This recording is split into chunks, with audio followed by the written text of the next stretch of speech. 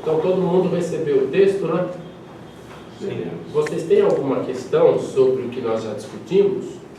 Sério, eu tenho. Eu não sei se vocês falou, eu não ouvi, mas a Maria, lá em Mateus, como que está no original? É que eu não tenho original, eu não sei como. No texto grego. É. Então, o texto grego diz partenos. A virgem conceberá no futuro. Aí, fala que ela é virgem. A virgem conceberá e dará à luz um filho. Isso em Mateus. Mateus. Porque Mateus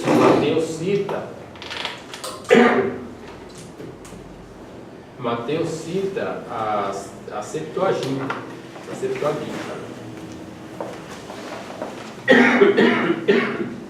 É para evitar minhas tosses, viu, né?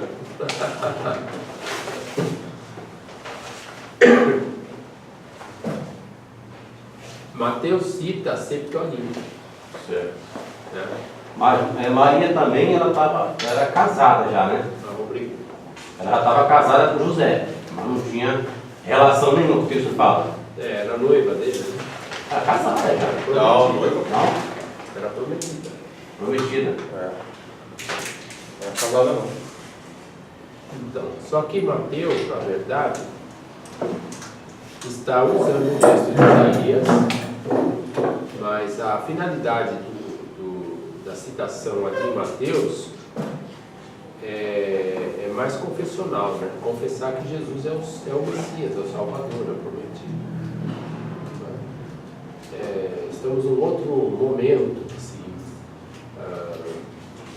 da história, da exegese, eles estão ressignificando, né? A comunidade de Mateus, se eu posso usar o termo comunidade, né? Alguns acham que não, mas a comunidade de Mateus está ressignificando o texto de Isaías de acordo com a tradução grega de Isaías.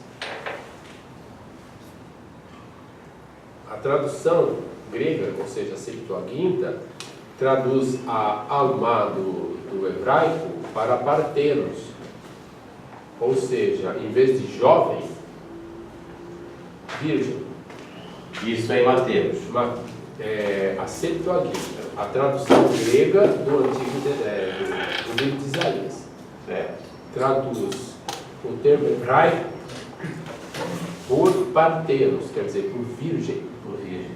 E traduz os tempos verbais no futuro. Ou seja, conceberá e dará à luz um filho. Agora, quando vamos para o texto hebraico, ali nós traduzimos a jovem está grávida. Isso é Isaías. Isaías no texto hebraico, não no texto grego. A jovem está grávida. Por quê? Porque o tempo verbal usado ali é o perfeito, ou o concluso, digamos assim. Indica uma ação concluída. Ou seja, ela concebeu. Se ela concebeu, ela está grávida. Então, a jovem está grávida. E dará à luz um. E ela já estava casada também, não era. Bom, eu não sei de quem que ele está falando, né? Não sei. Não é como Maria estava. Ele faz referência, não sei a que pessoa. Não sei se alguma moça que estava ali, alguma jovem que estava ali na hora e ele usou como sinal. Ou alguns acham que é a mulher do rei. Outros acham que é a mulher do próprio Isaías. Né? Mas eu não sei, é difícil dizer. Né? O que acontece ali, eu posso só dar uma. Ver se eu estou raciocinando do mesmo jeito que você. O que acontece ali é que é o seguinte: quando a Maria ela engravida, né, Mateus ele vai escrever para a comunidade judaica. Porém, o Novo Testamento é mais ou menos assim. Eles falavam em aramaico, então quando vai colocar no pergaminho, né, ele vai colocar na língua grega. E aí o que eles fazem? Como Mateus é um judeu, né, ele vai na profecia de Isaías e faz essa referência. Olha o que diz a profecia, não somente nesse tema, nesse texto, mas em outros textos também. A questão da descida para o Egito, chamei meu servo do Egito, você entendeu? Então é nessa linha, porque ele está fazendo uma exegese do texto. Então ele não está afirmando que aquilo ali é uma profecia messiânica, está falando sobre o tempo lá, como aconteceu. Entendeu? E aí Mateus, sabendo e conhecendo o livro de Isaías, ele faz essa ponte. Está certo ou errado? Sim, eu estou trabalhando mais o texto no contexto histórico. Isso, é o contexto histórico. Exegético nesse sentido. Mateus faz a exegese, faz uma exegese, mas a exegese de Mateus já segue outros padrões. Ele não se preocupa com o contexto, ele pega aquele trecho, ele recorta o trecho e ele faz uma aplicação a uma coisa que é diferente do que está no texto lá da época de Isaías. Ele não está considerando o contexto histórico de Isaías, nada disso. E uma outra coisa importante, Célio, que você falou agora, é que o cristianismo, os primeiros cristãos, a Bíblia que eles liam era a Bíblia grega, não era a Bíblia hebraica. Era aquela que foi traduzida do hebraico para o grego, que eles chamam de Septuaginta, ou Septuaginta, né? Que está escrito dessa forma, uma Isso, mas ele é dessa forma. Exato. Agora, por que... Quando chegou aqui, vamos dar um exemplo, quando chegou aqui em James, então chegou tipo meia... É que a King James está traduzindo do texto grego. Está levando em conta a tradução grega. Certo? Porque alma, né, não é necessariamente, não significa virgem. Agora, normalmente é uma moça, é uma moça em idade de se casar ou recém-casada. Então, a ênfase não está na virgindade dela. É óbvio que ela é uma moça. Se ela for uma moça solteira em idade de casar, provavelmente é virgem. Porque na estrutura familiar dos antigos israelitas, hebreus, né, a mulher era, como diz lá o texto de Cantares, nossa irmã está com peitos, vamos criar um muro ao redor dela. Quer dizer, eles guardavam a moça para o casamento de maneira que, quer dizer, ela, me falta a palavra, ela era protegida demais, era... Como se fosse uma deusa. Não, mas assim... A honra dela tinha que ser preservada, exato, para o marido dela. Tanto é que quando a filha de Jacó ela é estuprada, eles vão lá e matam a cidade inteira. porque desonrou. Exato. Então, eu não vejo isso nos homens do Antigo Testamento. Eles são o mesmo. Os homens são diferentes. Pega Judá, sem vergonha. Então, os homens são diferentes. Agora, a mulher, ela já tem essas restrições em termos sexuais, né? Porque, por isso ela tem que estar sob a tutela do pai, do irmão ou do marido. Aí quando pega uma mulher independente é chamada de prostituta, né? É uma mulher zonar que já recebe já é algo assim de preconceito, essas coisas, né? Feminista. A Xuxa não ia se dar bem nesse contexto. Porque assim, ela está sob a tutela de um homem. Então, quando ela está em idade de casar, é de se esperar que seja virgem. Né? Porque a questão da sexualidade, ela também está relacionada com outros fatores, né? Por exemplo, fatores patrimoniais e assim adiante. A mulher, ela tem que dar herdeiros para o homem. Então, quer dizer, se ela se casa, ela tem que dar herdeiros para o marido dela. E por isso que há toda essa ela é tão protegida e tão guardada, né? Quanto ao homem, já não se faz assim, já não se fala tanto. Sério, a cabeça de Paulo, nesse contexto que nós estamos falando, ela é mais judaica do que helenista, né? Quando ele vai falar de mulher, em relação aos usos e costumes, pelo menos eu fiz essa análise, né? Pastor, eu posso fazer um comentário em cima disso? Eu penso que a Igreja de Cristo, a primitiva, ela deu tanta liberdade para a mulher, elas encontravam, não libertinagem, liberdade mesmo, que ela não encontrava em outro lugar da sociedade, que elas encontraram em um lugar de se expressar.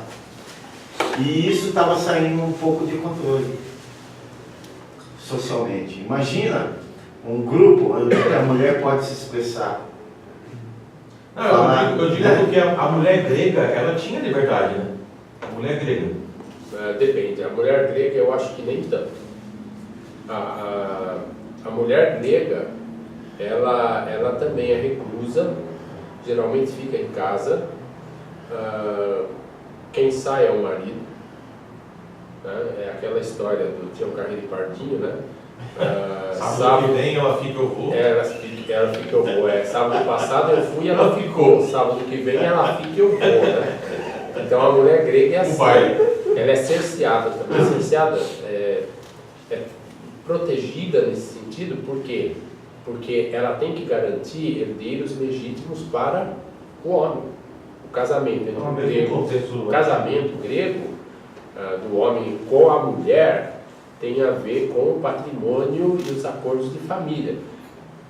Sabemos disso, pelo menos, das famílias abastadas, né? Agora, quanto às famílias mais pobres, como se dão essas relações, eu não sei. Mas eu tenho como referência esses casos, esses modelos aí.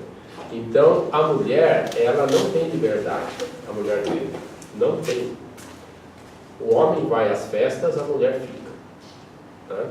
O homem tem seus casos com outros homens, né? Ou com outros homens não, com um, né? Normalmente eles namoram, Sócrates tinha lá, flertava com um e tal, aquela coisa toda. Então, por quê? Porque para o grego a relação do homem com o homem é a relação de dois seres iguais. A relação do homem com a mulher é de um ser superior, que é o homem, com um ser inferior, que é a mulher. Então, a mulher, ela tem que dar herdeiro para o homem. É uma questão de patrimônio. Agora, a mulher romana tinha mais liberdade que a mulher grega. Isso, eu ia falar romana. A romana. Que vivia no contexto ali, né? A romana podia reunir as amigas para fazer um chá, fazer as coisas assim. Só que ela também não tinha participação política. A participação é indireta. Na verdade, elas influenciavam indiretamente por meio dos seus filhos, maridos, assim adiante. Mas elas não podiam se candidatar a cargos públicos, nada, né? Só que ela tinha mais liberdade que a mulher grega. Sim. E tinham os cultos, né, das mulheres, tinham a religiosidade grega, romana, né, que as mulheres tinham todo um culto, tinha um culto particular delas, e aí de alguma forma elas influenciavam politicamente também, né? Não, sim, mas elas não tinham uma participação direta, né? Direta não. Não. Então, eu estava falando disso, eu acho que o cristianismo, ele quebrou paradigmas. A mulher teve, não digo ela teve muita voz, não é isso, mas ela encontrou um ambiente mais igual. Mas eu penso que não o cristianismo, porque se falando do cristianismo, pensamos que havia um cristianismo no começo, uma igreja no começo. Não, né? Eu penso que alguns setores do movimento cristianismo, por exemplo, a ala paulina, Paulo, dava mais liberdade para a mulher. Né? Nas igrejas paulinas, as mulheres tinham ministério, pregavam, profetizavam. Então, aí sim. Mas outros setores do cristianismo, talvez mais judaicos, mais judaizantes e tal, já eram mais fechados. Né? Mas Paulo, ele tem uma cabeça judaica nesse sentido, Eu acho que tem a ver com a herança dele. É. Só que Paulo não é. Ele é um judeu, mas ele é um judeu de formação helenista também. É. Exatamente. Então, aí precisamos Uma mente aberta, estudar parece, para a mente mais Sim. ocidental. Né? Sim. Tinha algumas relações. Então, eu fico imaginando quem é de fora olhando um culto cristão. Fala, meu, isso aí não vai dar certo. Essas mulheradas aí estão muito. Né?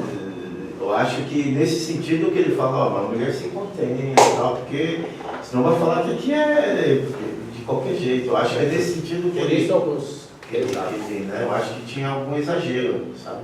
Por isso alguns, provavelmente, algum copista vai colocar na boca de Paulo a proibição de que a mulher fale na igreja. Não é Paulo que escreveu aqui em Coríntios, provavelmente algum copista que acrescentou lá, né? Já no período posterior. Assim como em Timóteo também. Não penso que tenha sido Paulo, não. Não.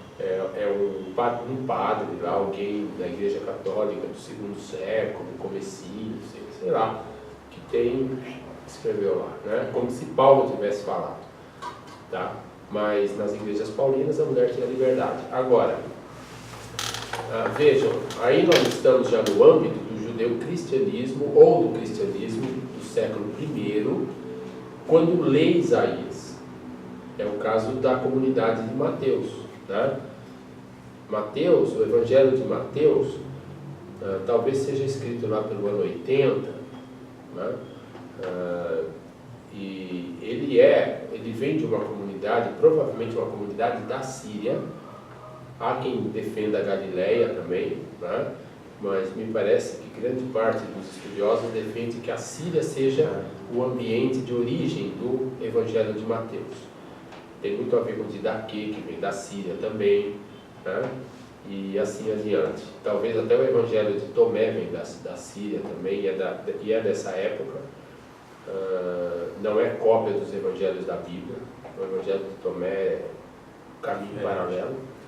Então, Mateus, como uma comunidade síria, porém judaica, né, vai usar o texto grego. Por quê? Porque na Síria nós temos comunidade helenística. Antioquia da Síria é um dos maiores centros helenísticos do mundo antigo. Né? Então ele vai se basear em quê? Na Septuaginta. Só que Mateus, ele pega a tradição de Moisés como um modelo para narrar a história de Jesus. Porque a preocupação de Mateus não é simplesmente narrar a história, contar a história de Jesus. Na verdade, a preocupação é confessional, é apologética. Para aquela comunidade ou para aquelas comunidades de um judaísmo que está se tornando cada vez mais, digamos assim, quem sabe avesso, né, ou antagônico ao movimento cristão e ao judeu-cristianismo, porque o judaísmo ainda é um grupo e uma seita no cristianismo, de alguma forma, né?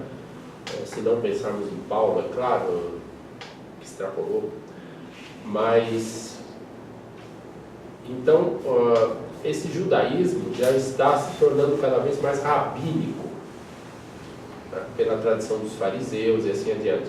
E é nesse contexto talvez da polêmica que Mateus quer mostrar que Jesus é o Salvador, é o Messias, é o Filho de Deus, é o novo Moisés.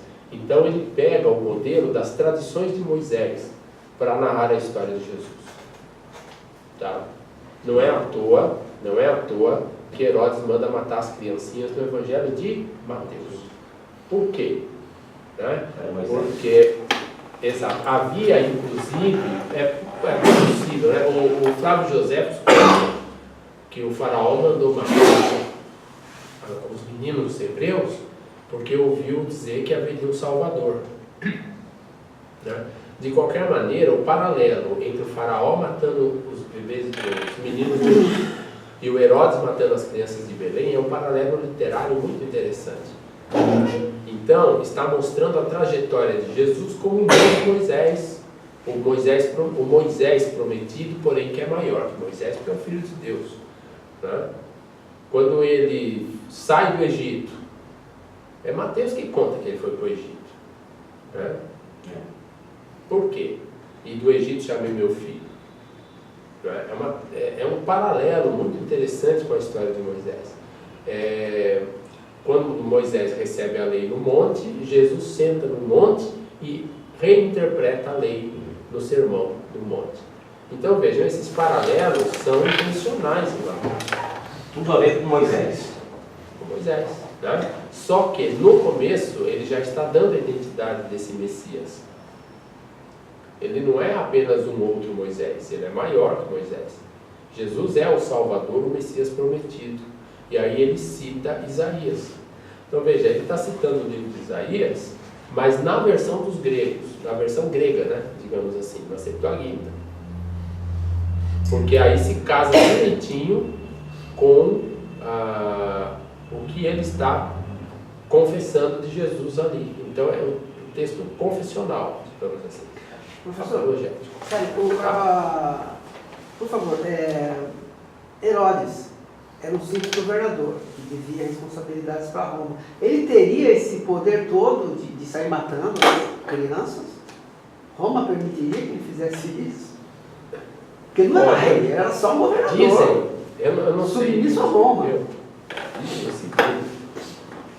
Dizem que ele era amigo, né?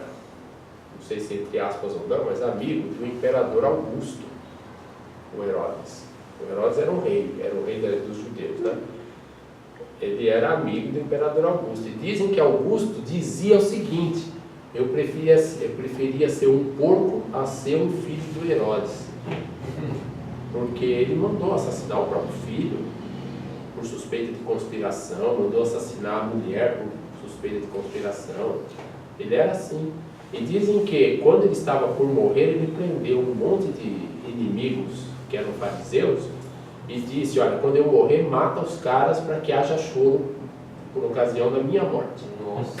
Agora eu não sei, muita coisa pode ser lenda também, né? Mas parece que o cara era meio piradão mesmo. Herodes o Grande. Agora, se ele fez, né, o que ele fez ali em Mateus, só Mateus que está dizendo, eu não sei. Mas também Roma Roma dava liberdade aos reis locais de administrar. Ele queria saber do imposto, né? Pagou imposto, está valendo tudo. Sim. Aliás, eles odiavam a Palestina. Mas tudo isso em função de nosso Isaías, que está lá no 8º século e não conhecia nem o Herodes, né? Mas tudo bem. Uma vez eu ouvi falar assim, fico imaginando Isaías escrevendo e fala: Senhor, lá em 2018 vai ter um paraibano, um paulista, lendo isso aqui, eu não vou escrever nada não. Eles vão estar falando. Então, só que no texto de Isaías já é diferente. Ele não está preocupado com essa questão, ele não está falando, não faz uma leitura messiânica, né? O texto de Isaías, falando exegeticamente, né, nesse sentido, não é messiânico. A moça grávida é um sinal, porque antes dessa criança que vai nascer discernir entre bem e mal, os dois reinos terão sido destruídos, o Israel e Arão e Damasco.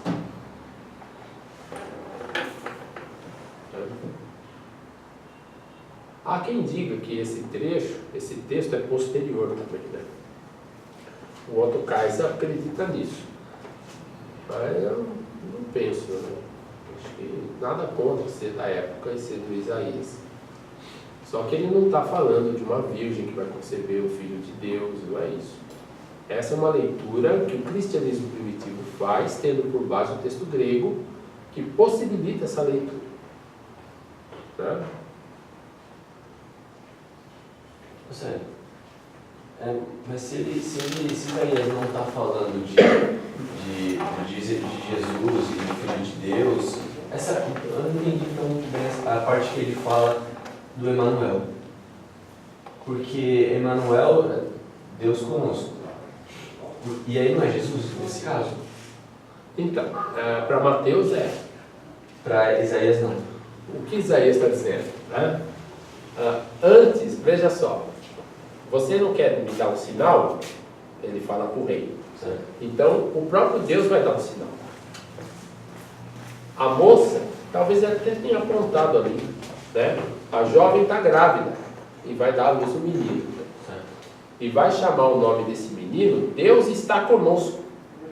Porque antes que esse menino saiba discernir entre bem e mal, essas terras desses dois reis que dos quais você tem medo serão destruídas. Deus está conosco. Deus está conosco. Nesse contexto da guerra e da ameaça militar, Deus está conosco. Tem relação com Jesus, entendi. Né? Agora, Isso na visão de Isaías. Né? Mateus, ele faz essa relação. Sim. Entendeu? Entendi. exatamente. Tudo bem? Tudo. Certo? Vejam que eu estou aqui para causar problema também, né? Mas, sim. Tem um livro, aliás, são dois livros da Vida Nova, a leitura do Antigo Testamento pelo Novo Testamento. Talvez possa ajudar vocês nesse sentido. Eu não vou saber o nome dos autores agora, mas se vocês procurarem no site da Vida Nova, vocês acham a leitura do Antigo pelo Novo. Eu vou buscar direitinho os nomes, os títulos e trago para vocês. Legal, porque... Coloca no grupo. Legal, isso. Só tem que lembrar. O problema é lembrar. Tudo bem. Se quiser, a gente lembra você, coloca no meio da semana lá. Sim, não, façam um favor, podem fazer isso, né? Porque senão, ele está me pedindo um texto desde o tempo de Isaías, né? E eu tenho que me lembrar, porque eu vou... E você ficou de comprar o seu próprio livro para a gente. Eu vou fazer isso. Isso eu estou aguardando aí, a entrada do mês que vem. Tá certo. Então, observações? Só isso mesmo. Só? Era essa a Tudo pergunta? isso. Profeta? Alguma observação? Não? Podemos seguir então? Então vamos lá. Bora pra frente.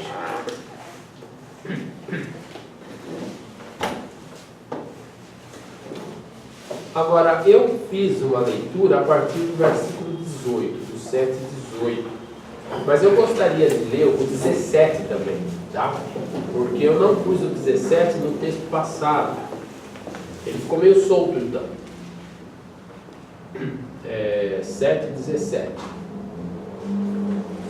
Yahvé trará sobre ti, sobre o teu povo e sobre a casa de teu pai, dias tais como não existiram desde o dia em que Efraim se separou de Judá, o rei da Síria. Alguns colocam esse versículo, como a Bíblia de Jerusalém está fazendo, no final do trecho que começa no 10. Então iria do 10 ao 17. Alguns acham que o 17 pode estar relacionado com esse trecho que estudaremos hoje. Porque cada perícope diz, e acontecerá naquele dia, e acontecerá naquele dia, e acontecerá naquele dia. Né? De qualquer maneira, eu vou começar a partir do 18, mas fica aí pendente o 17 para nós vermos como vamos relacionar o trecho com ele, ou se ele é do texto anterior. Tá? Na verdade, eu acho que ele casa mais com o texto anterior. Porque o versículo 16 diz, com efeito, antes que o menino saiba rejeitar o mal e escolher o bem, a terra por cujos dois reis tu te apavoras, ficará reduzida a um erro. E Yahvé trará sobre ti, sobre o teu povo e sobre a casa de teu pai, dias tais como não existiram desde o dia em que Efraim se separou de Judá, o rei da Síria. Combina mais com o anterior. Combina com o anterior, só que... aí que está, qual é o significado desse versículo? Esse dias tais, como não existiram desde o dia em que Efraim se separou de Judá, significa, tem uma conotação positiva ou negativa?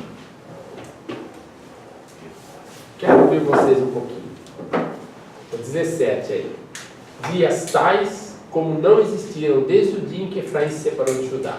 É positivo ou negativo? Porque no anterior ele fala que não vai ter problema. Deus é conosco, nós vamos se livrar desses dois reis aí que está querendo vir arrumar briga aqui. Aí no seguinte ele fala, ó, mas vocês vão tomar uma tijolada na cabeça. Tipo, vai ser mal. Né? Há quem diga que a leitura seja positiva. Né? Por exemplo, desde o dia em que Efraim se separou de Judá, por quê? Dos tempos de Salomão. Porque foi na morte de Salomão que o rei dividiu. E no tempo de Salomão, o tempo de Salomão é o tempo ideal. Né? Então, se pensarmos desse jeito, ele estaria complementando o sentido anterior. Esses dois reinos aí serão destruídos e Javé vai trazer sobre o reino de Judá dias como dos tempos idos de Salomão e assim adiante. Uma leitura. Só que temos aí uma afirmação que alguns acham que seja um acréscimo, né?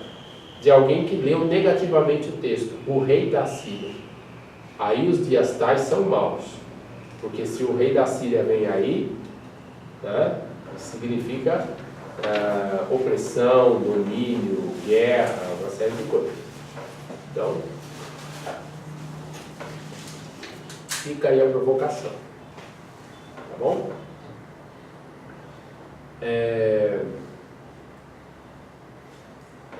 Vamos então para o 18? Esse trecho aqui que eu enviei para vocês hoje, do 18 ao 25, ele pode ser dividido em algumas perícopes menores. Provavelmente são unidades que foram coladas, né, e que talvez tivessem até existência em contextos diferentes. Contextos diferentes que eu digo discursos diferentes, dias, momentos diferentes. Não é um discurso corrido. Né? Por que eu digo isso? Vamos ler. Aí eu vou pontuando para vocês.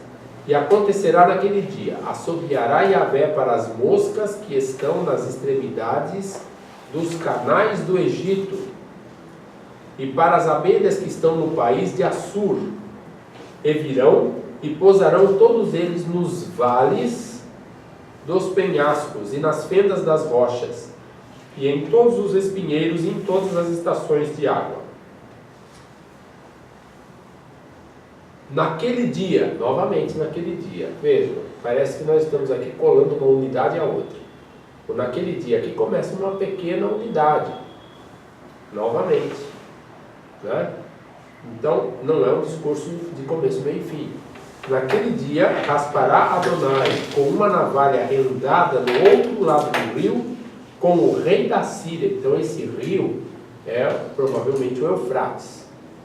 Do outro lado do rio Eufrates, aí nós temos o rei da Síria, a cabeça e o pelo dos pés, e também a barba removerá. E acontecerá naquele dia, novamente começamos uma nova subunidade, correto? Preservará um homem uma novilha do gado e 2 ovelhas, e acontecerá produzir leite da abundância, comerá coalhada. Eis, coalhada e mel comerá todo o que for deixado no meio do país. Interessante que o Emanuel também vai comer coalhada e mel, né?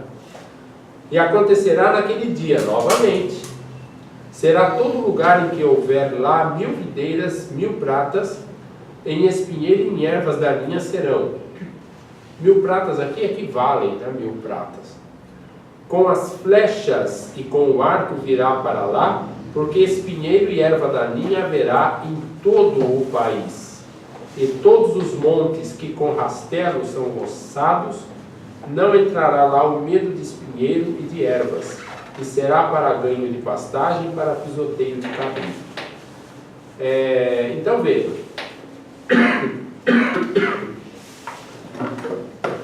nós temos 4 pequenas divisões aqui, subunidades. E acontecerá naquele dia, versículos 18 e 19, naquele dia raspará Adonai, versículo 20, 21 e 22, e acontecerá naquele dia de novo, E o 23 a 25, e acontecerá naquele dia. Então vejam, nós estamos dividindo o texto em pequenos bloquinhos. Parecem falar da mesma coisa, mas em contextos diferentes. O Milton Schwantes acredita que esse texto seja da escola de Isaías, mas não do profeta. O Milton Schwantes acredita que esse texto seja talvez até pós-exílico, que foi incluído aqui. Mas nem todo mundo pensa, tem a mesma leitura do Milton, né? É claro que o Otto Kaiser também vai pensar em algo assim, período exílico, alguma coisa assim. Mas eu penso que é possível que seja do profeta, da época do profeta Isaías, porque ele não fala de Babilônia, nem da Pérsia, ele fala da Assíria, Egito e Assíria, né? Que é o contexto da época. Isso. É que o Milton acredita que aqui nós temos uma linguagem meio apocalíptica. Acontecerá naquele dia, né? Então é algo assim que evoca mais o apocalipse e o final e coisas assim. Mas, não sei, eu acho que pode muito bem casar com o discurso do período, não sei se da guerra sírio-efraimita, nesse caso, porque me parece que aqui nós estamos falando de Judá, né? Eu acho que estamos falando de Judá, não de Efraim e nem de Arã, não dos dois reinos que ameaçam Judá, como acontece nas perícopes anteriores.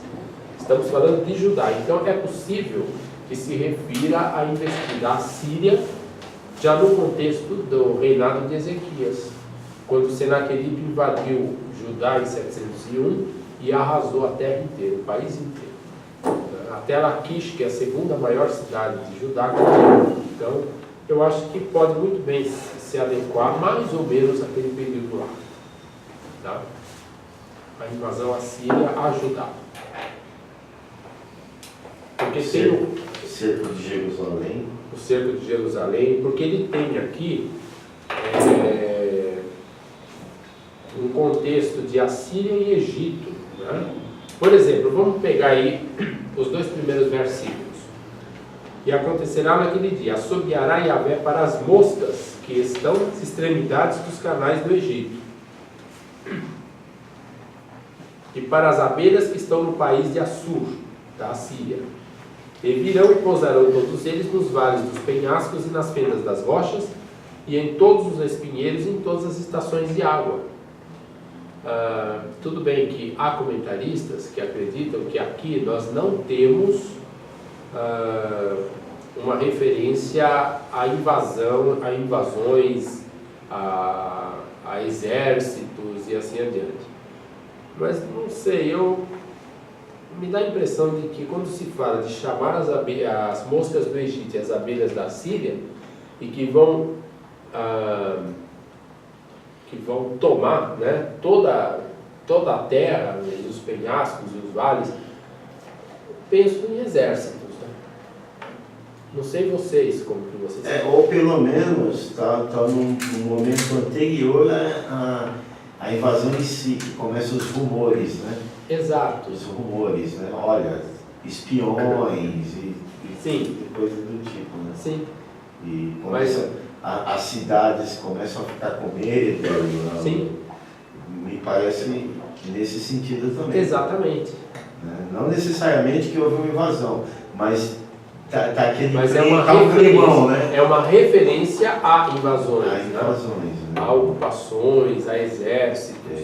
E no contexto... Eu fico imaginando eles tentando negociar, levando os rebanhos, e não conseguem fazer negócio, e as fronteiras fechadas, coisas do tipo assim.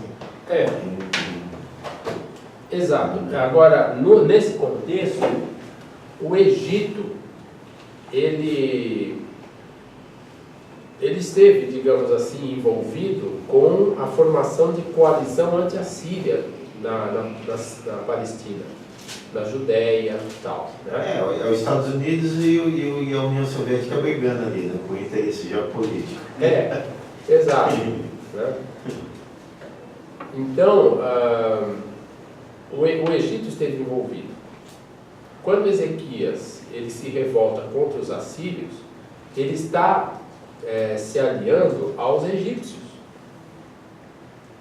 assim como com outros grupos da Palestina que estão se colocando contra os assírios. Então estão fazendo um enorme paredão. O Egito queria fazer esse paredão assim para conter a invasão assíria, porque eles sabiam que os assírios queriam chegar lá no Egito, né? Então o Ezequias se envolve nesse tipo de aliança. Quem não se envolveu foi um rei filisteu, não sei se foi o rei de Gaza,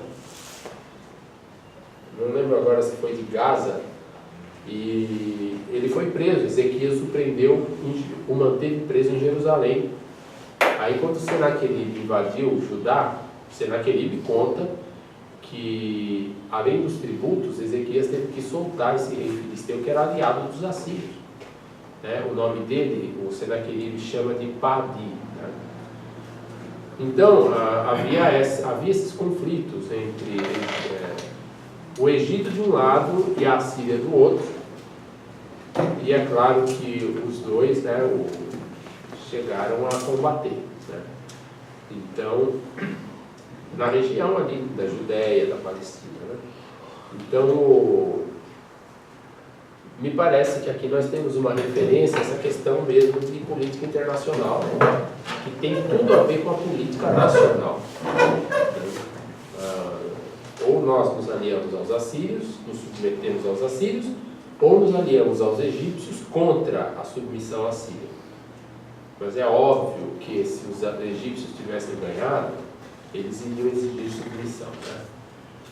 Mas aí os egípcios, no caso, eles estavam mais pacíficos, entre aspas, né? É mais pacífico do que os assírios, né? Depende, viu? Mas eu acho assim, na verdade eles estão ganhando, né? Os egípcios foram derrotados. Até por isso que eu acho que ele fez aliança, né? É um do lado mais fraco que se uniu, unindo forças para tentar derrotar um lado mais forte. Um lado mais forte. Então essa questão de assírios e egípcios ocupando a Palestina, ocupando a Judéia, e agora, né, e exigindo, digamos assim, de que lado você está agora, né? Ezequias optou pelos egípcios. Pegou o pessoal de esquerda. Eu não sei muito bem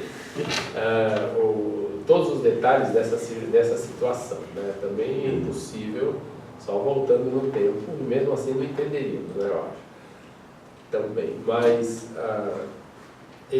Heródoto conta uma história, é muito interessante, de um faraó. Diz que esse faraó reuniu pessoas que não eram guerreiras, comerciantes e assim adiante, para combater Senaqueribe.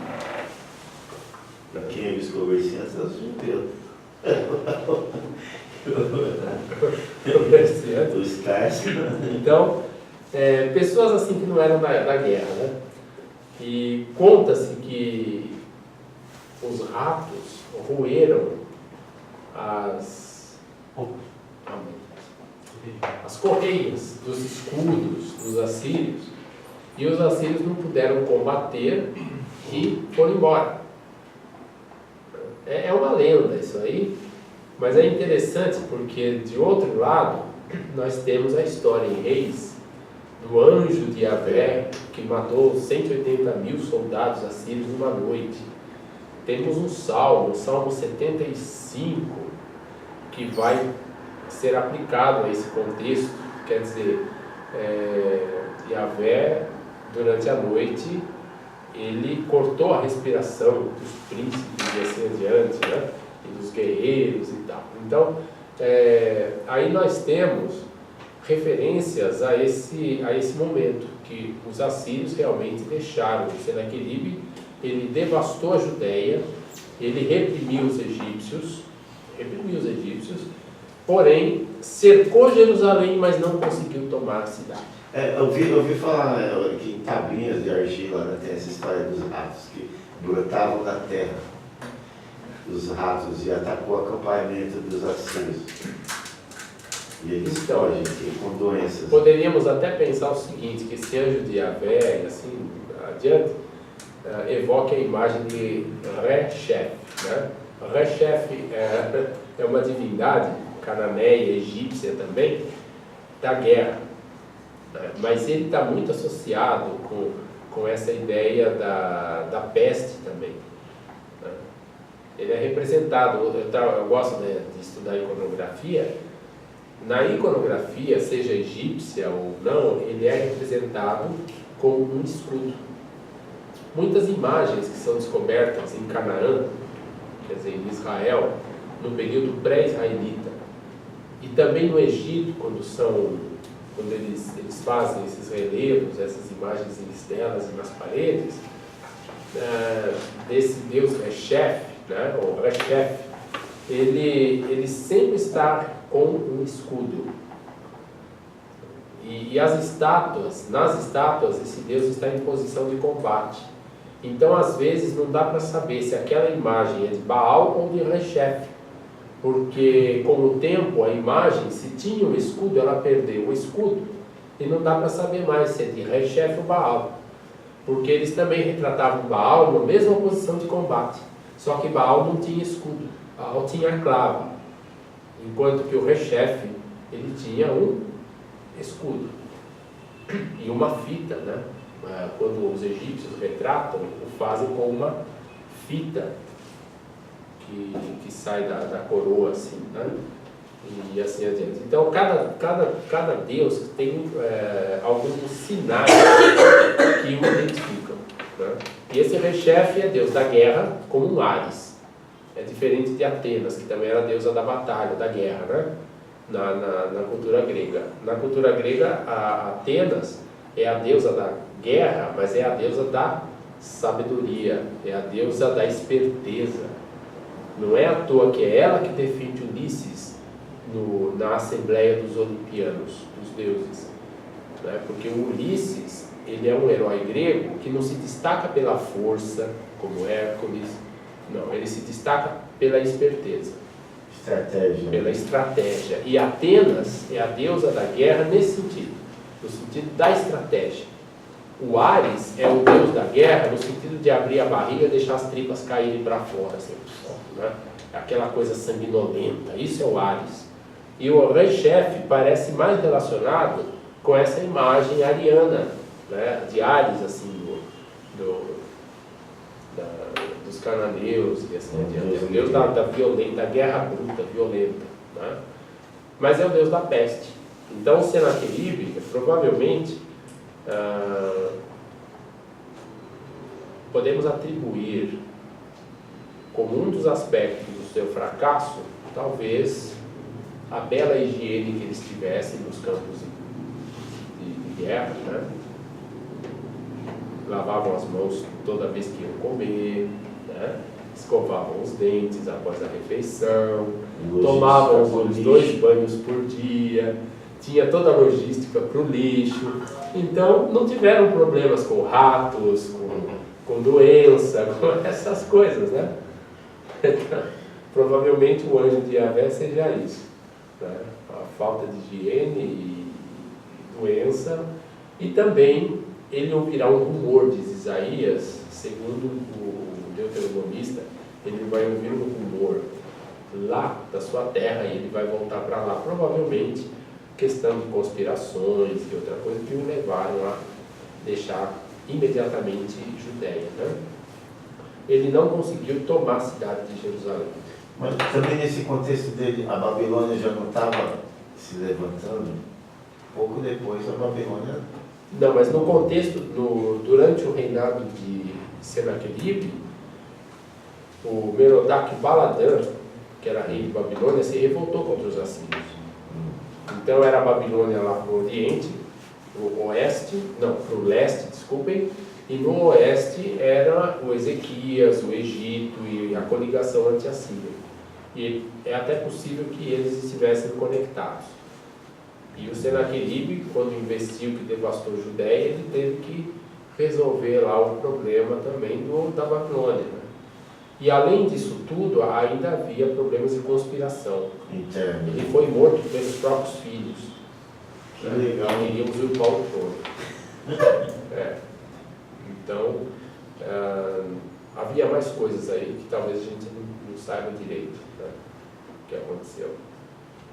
Mas eu ainda penso que doença seja um dos grandes motivos. Tá?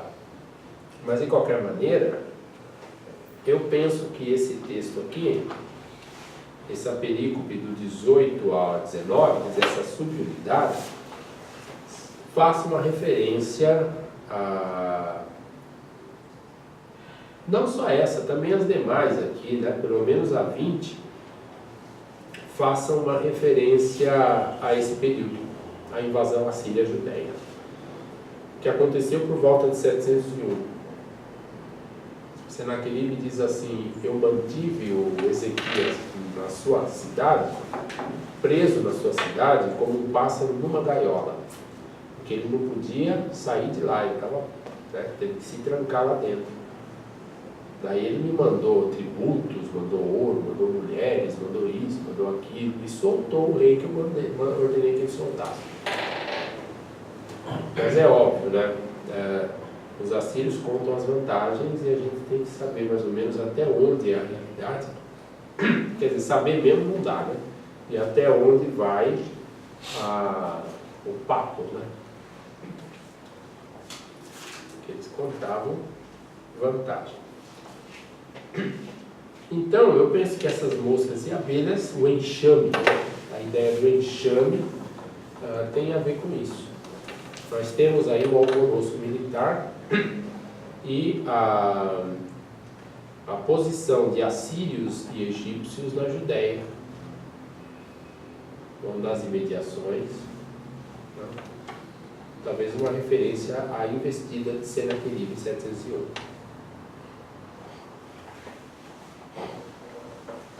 Observações aqui?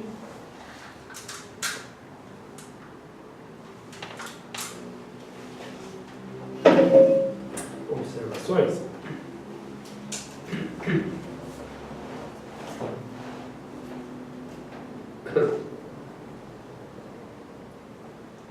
Aí, novamente, começamos a segunda subunidade. Naquele dia, novamente, Raspará Adonai. As nossas traduções trazem o Senhor.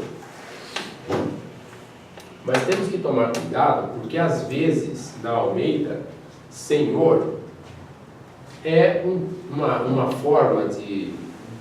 Não é traduzir, mas é de substituir a palavra, o nome sagrado, o tetragrama, né?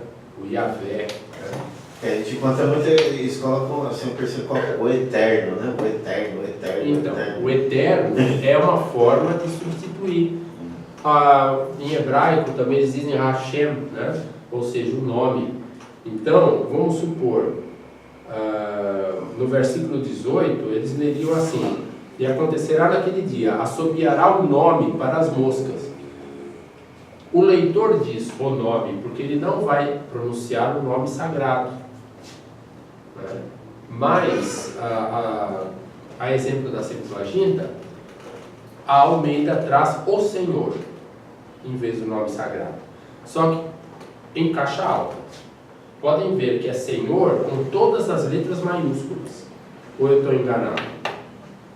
Agora, às vezes, quando é Senhor, normalmente, só com a primeira, com a inicial maiúscula, é porque a palavra é Senhor mesmo, e não é o nome sagrado. Tá? Provavelmente na 20, nós não temos caixa alta, né? Não tem. Tem só Senhor com inicial maiúscula, né? Naquele dia raspará Adonai, quer dizer, o Senhor, mas não é o nome sagrado. Com uma navalha rendada no outro lado do rio. Que rio é esse? O Eufrates. Né? Com o rei da Síria. A navalha é o rei da Síria. É aquela ideia de que Javé se utiliza da política, né? Para poder realizar a sua obra. Né? Seja o seu castigo, seja a correção, ele está usando. Né? Então, no caso aqui, Jeremias fala do rei da Babilônia. chama o rei Nabucodonosor de meu servo. Tá? O segundo Isaías fala de Ciro como o ungido, que eu suscitei para realizar minha obra lá. E vai cumprir algo determinado. Então é um instrumento. Ciro, Nabucodonosor, nesse caso, o rei da Assíria é um instrumento de Yahvé. Tá? E ele rapará a cabeça e o pelo dos pés e também a barba removerá. O que tem a ver isso? O que significa? Que? Oi? É desonra. O que é desonra? Cortar o cabelo, a barba. A barba. Tem um incidente da história de Davi. Quando Davi envia alguns emissários, porque morreu o rei, acho que o rei de Amon, se não me engano, morreu. E aí Davi envia os emissários lá, né, tal. E o filho, o cara que substituiu agora o falecido, ele vai rapar a barba, o cabelo dos caras. Quer dizer, é desonra. É desonra. Está tirando a autoridade da pessoa. Tá. Que a barba é sinal de autoridade. Exatamente. Agora, qual seria a situação, digamos, histórica? Refere-se a que momento esse dito?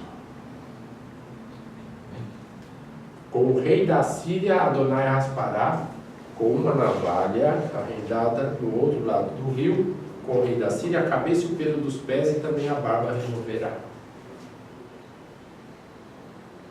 Faria referência a que momento histórico, a que situação, a que evento, a que fato? Ou a quem também, né? De quem eles estão falando aqui? Sim.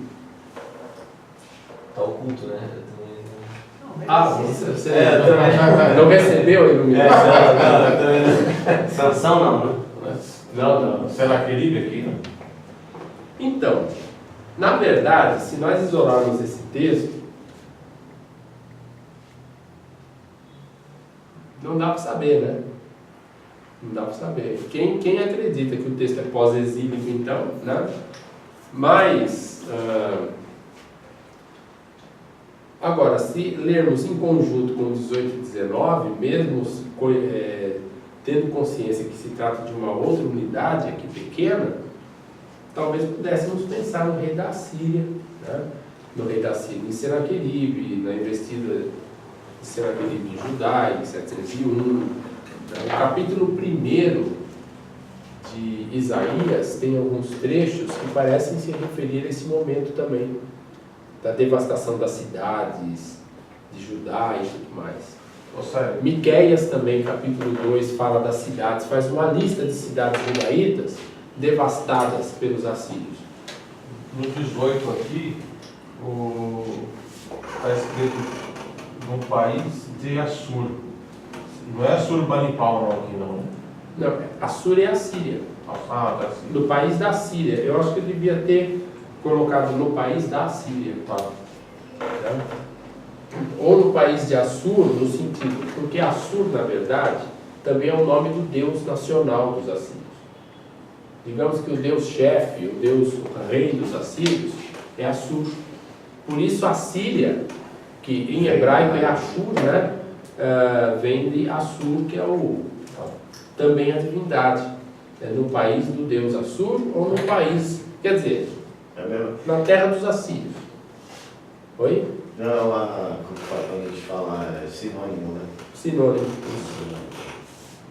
Exato. Então aqui, removerá, raspará a cabeça e o pelo dos pés e também a barba removerá, porque está falando dos exilados mesmo. Os assírios, quando invadiram, levaram muita gente cativa. Os sobreviventes foram levados para a Síria. Então fala da humilhação que eles sofreram, ao terem a cabeça raspada e os pés. Pés aqui é eufemismo, quer dizer, não é bem o pé que é raspado, né? Aqui na minha tradução está a cabeça, cabelos da vergonha. Feiteunucos. Tem uma tradução, não sei agora se é a TEP, que vai dizer pelos públicos, né? Feiteunucos. Pé é eufemismo. Né? Em Cantares se fala dos pés da moça que está dançando, é eufemismo, não é o pé que ele está vendo. Né? E o ato de cortar a barba e os cabelos, é Adonai que fará isso? É porque agora eles vão atribuir, sim, por meio do rei da Síria. Por meio do rei da Síria. Porque Deus permitiu que o rei da Síria fizesse isso conosco. Ou seja, veja só, naquele dia raspará Adonai com uma navalha rendada no outro lado do rio, quer dizer, no outro lado Alugada, né? do Eufrates, com o rei da com Síria. o rei da Síria. Então a navalha é o rei da Síria. Ah, tá. Ele usa, é o que eu disse, quando Jeremias fala de Nabucodonosor, o chama de meu servo, Yahvé falando, meu servo. E também o segundo Isaías fala de Ciro, como o ungido, o escolhido. Né? Então, nesse sentido, os reis das nações, ou as próprias nações, se tornam instrumentos de Naamã Yahvé. também. Naamã, ele chama de servo do Senhor, Naamã. Meu servo, Naamã. E Naamã, servo do Senhor. Ah, sim, exato. Naamã. Isso, tá certo. Pode ser um anjo, sim. Precisar atender, quem sabe. Então, de fato, ou seja, por que servos? Porque eles executam, eles são instrumentos, em muitos casos, da ira de Yahvé. Né? Nabucodonosor é instrumento da ira. E no próprio Isaías nós temos profecias contra a Síria, porque a Síria foi além da conta. Né? Eles vão além da conta. São instrumentos para a ira, mas vão além da conta e se tornam também sujeitos da ira. Né? Sujeitos não, objetos, desculpem, da ira divina. Né?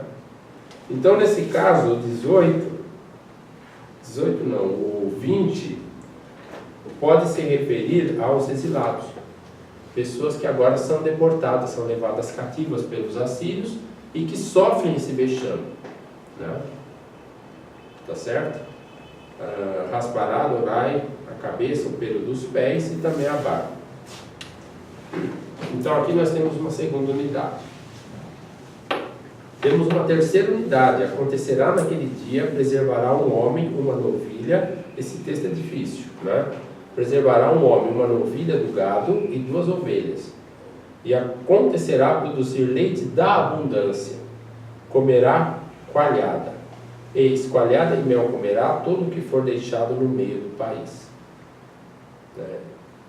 Esse texto já é mais complicado um pouco, né? Todo o que for deixado no meio do país. O seu está nesse dia, você considera nesse dia ou não? Começa aí. Acontecerá naquele dia. Não está nesse dia. Esse. Agora. Não. Mas Nesse dia, no dia futuro, no dia por vir. Nesse dia? Se fosse agora, seria neste dia. Certo? Nesse dia. Rayon Rahu, naquele dia. Futuro. Nesse dia significa naquele dia. É futuro. Futuro. Né? Então aqui preservará um homem uma novilha do gado. Quer dizer, haverá um resto, né? Ainda haverá talvez um pouco de esperança aí. Haverá com que se manter, né? Coalhada, mel e assim adiante.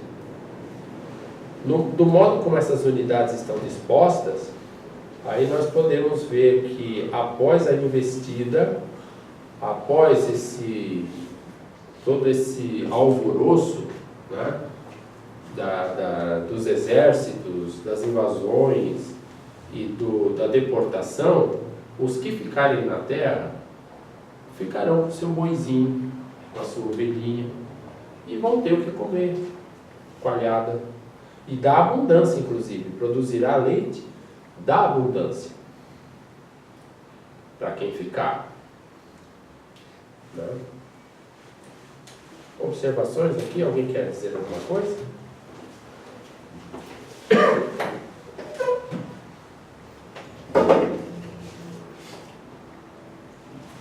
Isaías foi um profeta de Judá, né?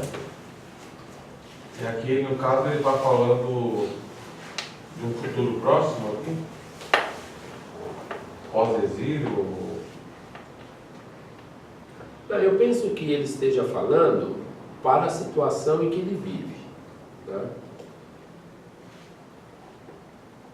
Penso. O problema é se todas essas palavras vêm de Isaías ou são leituras posteriores. Né? Por exemplo, a primeira unidade, eu não tenho problema em pensar que seja do período de Isaías. Né? Talvez tudo seja, enfim. Só que, no primeiro momento, nós temos a realidade histórica.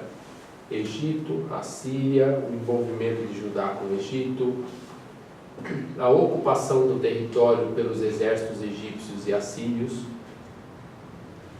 né? Depois, a ocupação do território pelos egípcios, eu ia falar heresia, egípcios assírios, não, pelos exércitos assírios, no versículo 20, e a deportação. Quer dizer, isso me parece algo assim de um futuro meio que imediato. Próximo ali, bem. Está próximo, porque como alguém falou, eu não lembro, acho que foi o James, quem disse sobre a questão de estar todo mundo já sentindo. Foi você ou foi o Carlos? Foi. Todo mundo já está sentindo O climão, né? o climão, né, dessa situação, e o profeta já está falando, o rei da Síria é que vai, né, ser um instrumento da execução divina. Marcelo, e uma dúvida, naquela época então, quando o profeta fala aqui, e sucederá naquele dia que cada pessoa que conseguir manter uma vaca e 2 cabras terá coalhada para se alimentar. Naquela época, ter uma vaca e 2 cabras era assim, uma pessoa... Classe média. Classe... Pra gente, como seria uma pessoa que tinha uma vaca e 2? Não, eu penso o seguinte, porque é algo ruim, né? Ele não está falando algo ruim aqui? Que vai acontecer? eu até penso que no futuro, aqui esse futuro não seja tão ruim. Porque A pessoa vai ter com que sobreviver. Sim. Agora, não viverá na opulência, na suntuosidade. Não é? Ele não será um cara com muita fortuna, mas será uma pessoa que terá o que é necessário para viver. Se tiver isso aí, já está no lucro. Está no lucro, que vai ter alimentação. É que eu vejo assim também, que você está comentando, a gente vive uma fartura tão grande que, pensa bem, o modo de vida nosso aqui não é um modo de vida de 3 mil anos atrás. Então, mas É uma loucura pensar isso, mas... Mas o que está, por exemplo, falando nesse contexto aqui? Está falando de pessoas pobres ou de pessoas... É o que sobrou, um remanescente. Remanescente. É uma pessoa pobre. Pobre assim, entre aspas. Pobre, porém rica. Rica em que sentido? Ela vai ter a vida dela e vai ter com que se sustentar. Não vai ter aquela riqueza que nós imaginamos, o cara é poderoso, vai ter muitas riquezas. TV de 80 polegadas. Nada disso. Mas ele vai ter com que sobreviver. Tá? Coalhada, né? Vai ter coalhada, vai ter leite, vai ter alimento. Eu O texto se refere a alimento. O Milton, nesse sentido, ele enfatiza justamente essa questão. A pessoa vai ter alimento. Mas não será a pessoa poderosa. Não será, como diz o Milton, um magnata. Né? Porque a minha questão é porque quando ele fala que a pessoa que conseguir manter, para mim fala que para mim assim, mostra algo difícil de conseguir. Porque fala aquele que conseguir manter. Na tradução que você tem. Isso. Da King James. Da King James, Ah, é King James? Não é bom, né? Então? Não, nada contra. Lê de novo o trechinho. Não, tá bom, ótimo. Naquele dia, que cada pessoa que conseguir manter uma vaca e 2 cabras, 22, terá coalhada para se alimentar, graças à fartura de leite que elas produzirão. Todos os que permanecerem na terra se alimentarão de coalhada e mel. Agora veja a tradução da Bíblia de Jerusalém. E sucederá naquele dia que cada pessoa, a tradução de Ish, que seria homem, né? Um homem. Nós só está aqui conseguir, na dele a gente já está afirmando que cada pessoa que Cada vai aqui vai pessoa ter. conservará em vida uma novilha e 2 ovelhas. Em virtude da produção abundante de leite, todos se alimentarão de coalhada. Todos que forem deixados no país se alimentarão de coalhada e de mel. Vai ter. Ali está falando aqui de abundante leite. É abundância. Exatamente. E comer Como coalhada diz a de mel não Bíblia. é qualquer um que comer. Tá, senhor, devido à abundante produção de leite, comer-se a coalhada. Sim, é de coalhada e de mel que se alimentarão, todos que permanecerem no meio da terra. E como diz a Almeida? Você está com a Almeida aí? Século XXI, Século XXI. todos os que permanecerem, é o versículo todo, naquele dia um homem criará uma vaca e 2 ovelhas. E ele comerá manteiga por causa da fartura de leite que elas darão. Todos os que permanecerem na terra comerão manteiga e mel. Olha aí, Só a minha que... E a Almeida? Tem a Almeida tradicional, a revista corrigida, atualizada. a tua está 5. Nossa, se conseguir. A minha tá... Eu tenho aqui, meu. 7 7 e 21. A minha tá... Consegui. Consegui inteiro.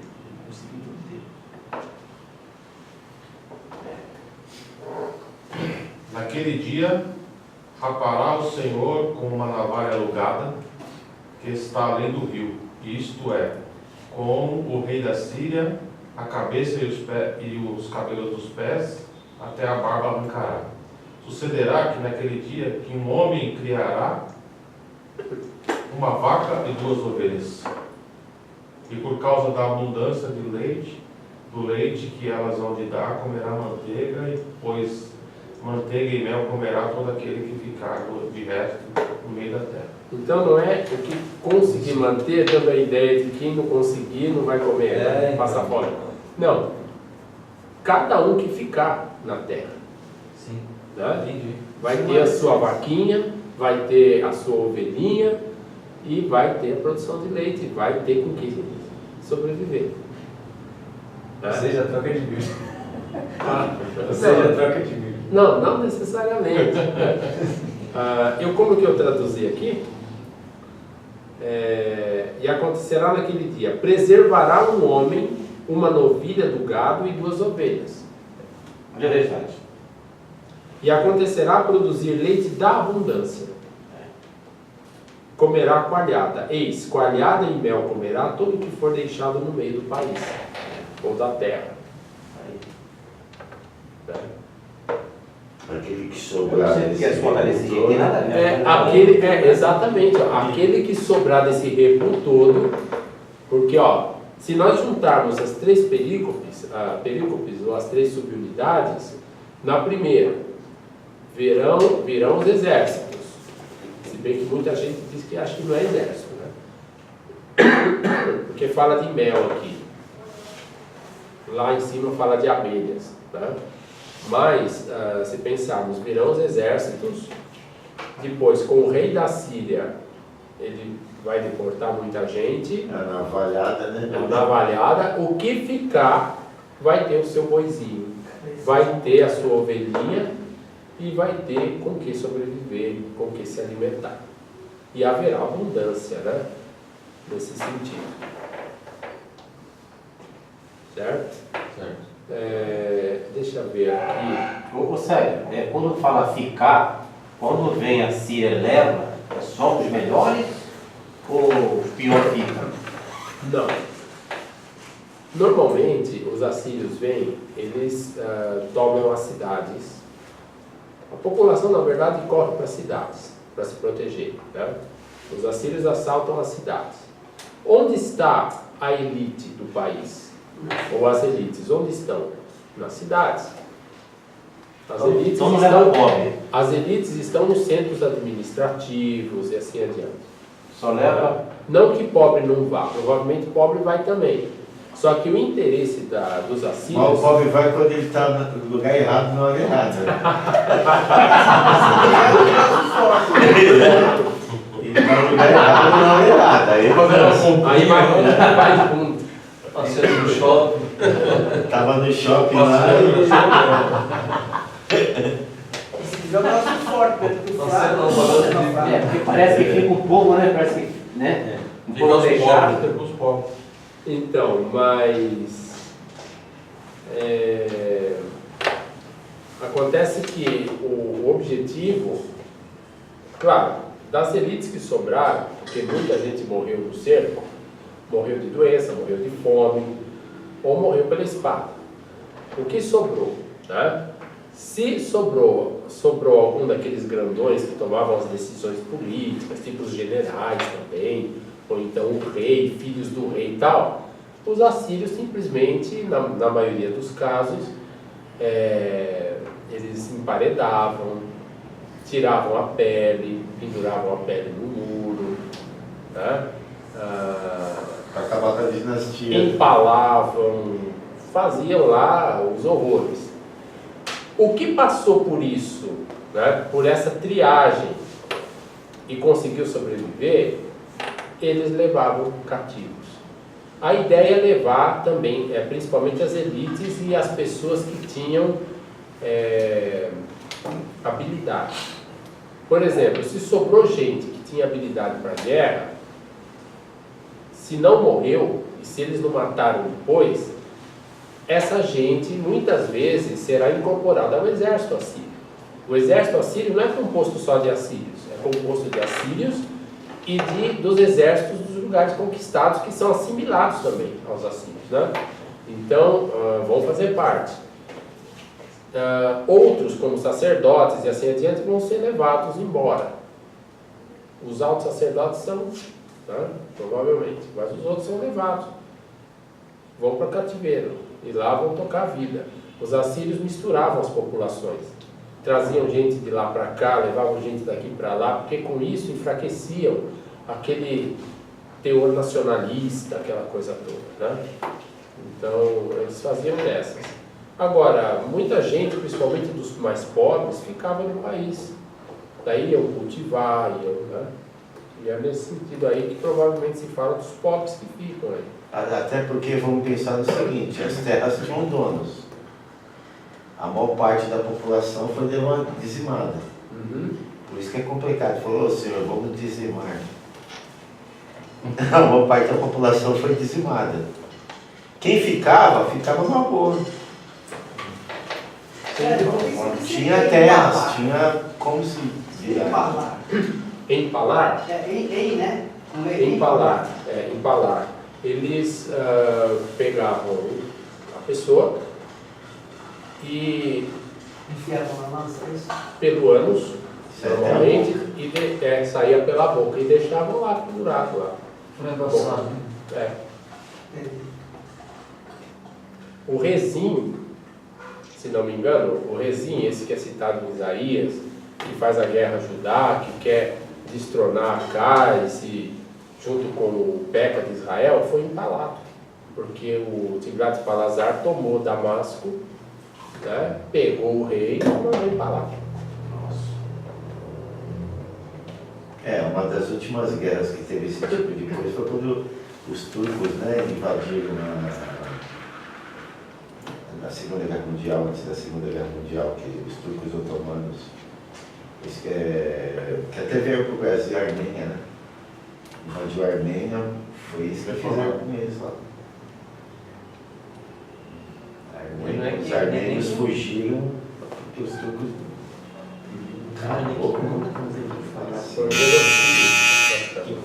Vamos empalar. Eu prefiro tomar um café. Se tivesse um petista aqui, eu ia na sala e amanhã falar que o Jair Bolsonaro é empalador.